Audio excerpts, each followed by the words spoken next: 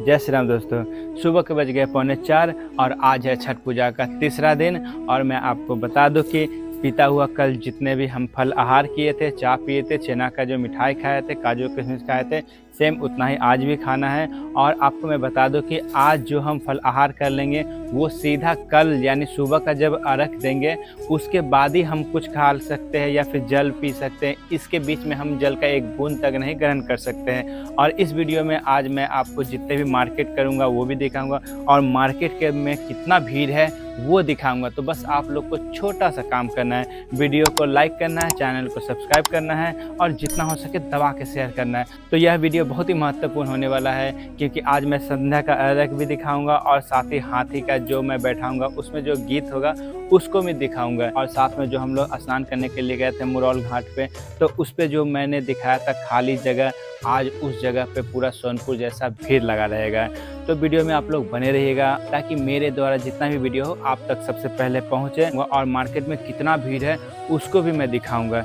तो चलिए वीडियो को शुरू करते हैं और मिलते हैं मार्केट के समय। तो फाइनली मैं मार्केट आ गया हूँ फल फूल प्रसाद खरीदने के लिए। और ये जितने भी भीड़ देख रहे हैं सभी कोई छठ पूजा का सामान खरीदने के लिए ही मार्केट आए हैं। तो चलिए अब मार्केट में खरीदारी शुरू करते हैं। तो सबसे पहले एक रंगा कपड़ा खरीदते हैं क्योंकि ये जो गन्ने 4 खरीदेंगे उसी में इसे बांध कर इसमें ठकुआ वगैरह रख कर इसे गन्ने के साथ बांध दिया जाता है। तो यही मेरा हाथी है जो कि मिट्टी का बना हुआ है, जो खरीदारी हो गया है। अब चलते हैं सब्जी खरीदने के लिए क्योंकि सभी के घरों में अनेक प्रकार के खाने के व्यंजन बनते हैं, इसलिए सभी कोई आज के दिन ही खरीदारी कर लेते हैं और सुबह में सब बनाने की तैयारी करते हैं। तो चलिए सब कुछ खरीदारी होने के बाद मैं अपने घर आ गया। अब मैं और मेरे दीदी सब मिल के अनेक प्रकार के छठ पूजा में चढ़ने वाले प्रसाद बनाएंगे जो कि मैं आपको दिखाऊंगा भी और कैसे बनता है वो भी बताऊंगा। तो इस पकवान में थोड़ा सा बनता है आटा का जिसे डाला में चढ़ाया जाता है, उसके बाद सभी पकवान मैदा के बनाए जाते हैं जो कि आप देख रहे हैं। तो इसे बनाने के लिए सबसे पहले आटा सान लिया जाता है, जैसे हम रोटी बनाने के लिए सानते हैं उसी प्रकार इसको भी बनाया जाता है।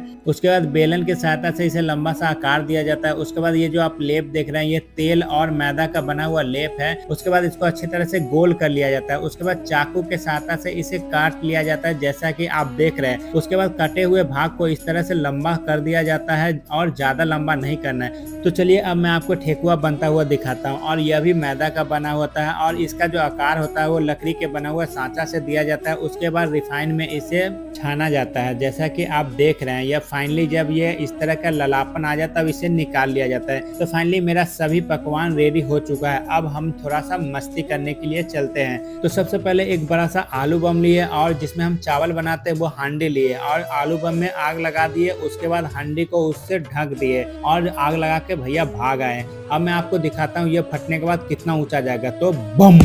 तो अब चलते हैं घर की ओर और जो हमारा जो डाला सस्ता है उसको मैं दिखाता हूँ। तो ये जो आप देख रहे हैं जितने भी मार्केट से सामान लाए थे खरीद के ये सारे के सारे इसमें सजा दिया जाता है। उसके बाद इसे ढकने के लिए आप चुन्नी का सहायता ले सकते हैं या फिर नया वस्त्र का सहायता से आप इसे ढक सकते हैं। तो फाइनली इसी प्रकार से सभी का डाला सजता है और उसके बाद इसे ढक दिया जाता है। तो इसके बाद संध्या अर्घ के बाद 2:30 से 3 के बीच में घर से डाला को छठी घाट तक पहुंचाया जाता है और इसे घर का कोई सदस्य उठाता है। तो मैं व्रत किए हुआ हूँ इसलिए मैं डाला नहीं ले जा सकता हूँ। तो मेरा ये भतीजा मेरा डाला को छठी घाट तक पहुंचाएगा जैसा कि आप देख रहे हैं। और जब डाला घर से निकल जाता है तो जितने भी व्रत किए होते हैं वो सभी कोई तैयार होकर छठी घाट की ओर चल देते हैं जैसा कि आप देख रहे हैं। और फाइनली अब हम पहुंच चुके हैं छठी घाट पर संध्या का अर्घ देने के लिए। तो जितने भी डाला आते हैं और जो लेकर आते हैं वो इसी प्रकार से डाला में से सूप को निकाल कर लाइन में लगा देते हैं और सभी का डाला लगता है। और जैसा कि मैंने आपको बताया था कि बहुत ही भीड़ लगा रहता है, तो मैं केवल जिस स्थान पे पूजा कर रहा हूँ उसी स्थान के श्रद्धालु को आपको दिखा रहा हूँ, मगर आपका नजर जहाँ तक जा रहा है उन सभी स्थान पे श्रद्धालु हैं जो कि दूरी के कारण नहीं देख पा रहे हैं और नदी का सीधा ना होने के कारण नहीं देख पा रहे हैं। जैसा कि आप मेरे ही समीप देख सकते हैं जितने भी छठ व्रत किए हुए उनके साथ साथ उनके परिजन का भीड़ से ही आप समझ सकते हैं। तो यहाँ आने के बाद सबसे पहले आम के दतवन से सभी व्रत करने वाले मुंह धोते हैं। उसके बाद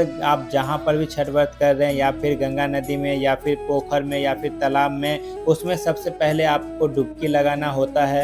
उसके बाद घर का कोई सदस्य आपको हाथ में अगरबत्ती देंगे या फिर पुष्प देंगे या पान या कसेली देंगे हाथ में रखने के लिए। उसके बाद आपको पूजा करना है, सभी पे जितने भी आपके अर्घ है उस पे अगरबत्ती दिखाना है और अगरबत्ती दिखाने के बाद आपको अपने हाथ में 2 अगरबत्ती रखना है और सभी पर अगरबत्ती दिखाने के बाद जितने भी यहाँ पर व्रत करने वाले यहाँ पर खड़े हैं जल में, उसी प्रकार से आपको लाइन में खड़े हो जाना है और तब तक खड़े रहना है जब तक सूर्य भगवान अस्त नहीं हो जाते। और पूरे संसार में एकलौता बिहार राज्य ही ऐसा है जो डूबते हुए सूरज को भी प्रणाम करते हैं, नमन करते हैं। और पौराणिक कथाओं के अनुसार सतयुग में माँ सीता ने और द्वापर युग में द्रौपदी ने और साथ ही कर्ण ने भी छठ पूजा किए थे। तो अब सूर्य अस्त हो चुका है, तो इसी तरह जितने भी व्रत किए हुए महिला होती है वो सूर्य नारायण को अर्घ देती है। तो इसी के साथ संध्या का अर्घ है वो समाप्त हुआ और इसी भीड़ के साथ सभी कोई अपने घर जा रहे हैं। और अब बारी आता है हाथी पूजन का। जितने भी लोग हाथी पूजन करते हैं वो माने हुए होते हैं और उनका मन्नत पूरा हो जाता है, चाहे वो 5 साल के लिए माने या 10 साल के लिए माने या फिर 1 हाथी माने या फिर 2 हाथी माने। और कुछ लोगों का डाउट होगा कि कहीं हाथी ओरिजिनल तो नहीं देना पड़ता है, तो मैं आप सभी को ये डाउट क्लियर कर देता हूँ। ये मिट्टी का बना हुआ हाथी होता है जो कि कुम्हार के पास बनाया जाता है और उन्हीं के पास 100 से 150 के बीच में देकर और लाया जाता है और इसी प्रकार से इनको बैठाया जाता है और चम्मुक दिया के साथ इनको दीप जलाया जाता है कि जैसा आप देख सकते हैं चम्मुक दिया ऊपर जल रहा है, उसके बाद छोटा सा एक दिया जल रहा है और इसी प्रकार से 4 गन्ने लाए जाते हैं और गन्ने सीधा होना चाहिए और इसी प्रकार से एक रंगा कपड़ा से बांध दिए जाते हैं। इसके बाद जितने भी छठ पूजा किए हुए डाले होते हैं उनको निमंत्रण दिया जाता है उनके घर में और इसी प्रकार से यहाँ पर लाया जाता है और सभी पे दिया जलाया जाता है, मोमबत्ती जलाया जाता है जो कि आप देख रहे हैं। उसके बाद जो व्रत किए होते हैं उनको निमंत्रण दिया जाता है गाने के लिए, जैसा कि आप देख रहे हैं, और जिनका मन होता है वो आकर यहाँ पर गीत गाते हैं। अब मैं आप सभी को चुन्नू मुन्नू यहाँ पर जितने मेरे घर के आसपास के हैं सभी यहाँ पर आएंगे और फटाखा के साथ हल्ला चिल्ला करेंगे, जो कि आपको ऐसा हल्ला चिल्ला कहीं देखने को मिलेगा नहीं। तो आप लोग फ्री में लुत्फ उठाइए और आनंद लीजिए और वीडियो अच्छा लगे तो लाइक कमेंट और सब्सक्राइब करके ही जाइएगा।